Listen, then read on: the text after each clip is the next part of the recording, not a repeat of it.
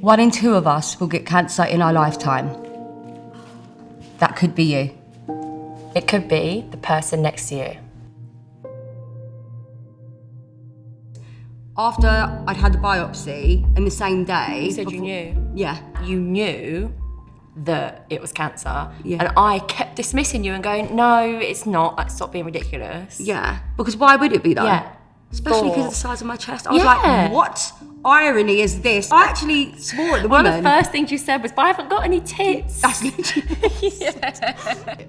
My first instinct, and I think it's everyone who hears the word, you have cancer, thinks they're going to die. Look how things have come on since I was diagnosed to now. Some of the treatments you had weren't available even a couple of years before. Really? And the targeted therapies that you had. Oh my God. Yeah. I mean, they're game changing. Well, that's the thing, because I said I don't want to die. And the consultant literally scoffed at me. She went, that's not what's happening here. Yeah. And she's like, no, we really think we can treat this.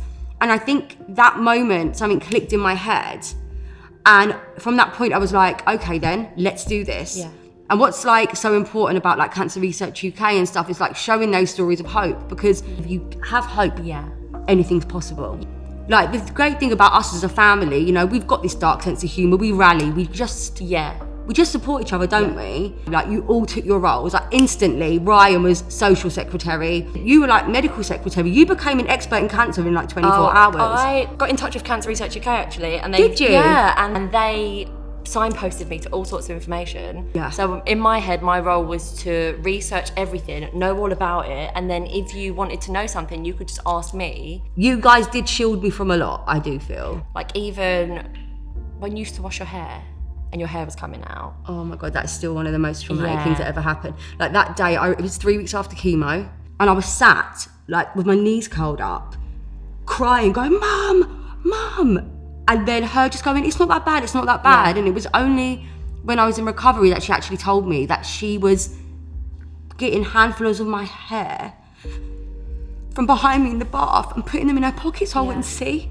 But do you know what was so lovely? We had that wonderful news that you were pregnant. So all of a sudden, it was like I was going for scans on my boob, you were going for scans on your belly. Yeah, on the same day we'd both have scans. We'd be like, I hope mine has grown, I hope yours has shrunk. Yeah. And it was this moment of life goes on, and I had a reason to be like, well, I am getting better because I've got this little boy to meet. And to be honest, it was only really probably a couple of years out, like maybe the last year or two, that I started to really struggle with the reality that we could have lost you. Yeah.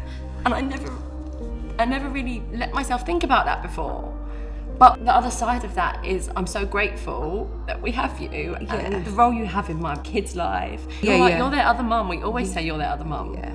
I think you've been able to see me so vulnerable, and me be able to see you step up as so strong. Yeah. Just kind of change the dynamic of our friendship. The fact that I could say to you, I'm scared. Like, you never shut me down. You always let me say what I needed to say. I don't think there's anything life could throw at us now that you or I could not. No.